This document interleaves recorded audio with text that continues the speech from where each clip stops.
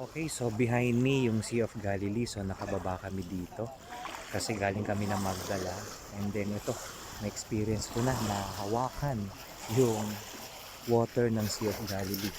So ayan, yes. Okay, so fulfilling, no? Isang blessing ito, no, na ma-experience ko kasi dati nababasa ko lang ang Sea of Galilee sa Bible, napapanood sa TV. But now, na-experience ko na talaga itong Sea of Galilee, no? Kaya nakakatuwa, sobrang amazing. Ayan, malamig. And alam naman natin na dito tinawag ni Yeshua yung ibang mga disciples, ha? Simon Peter, sila James. And nakakatuwa lang talaga, nakaka-amaze na experience. Ayan, ang lamig. Wow. Baruch Hashem Adonai, meaning blessed be the name of the Lord. Okay.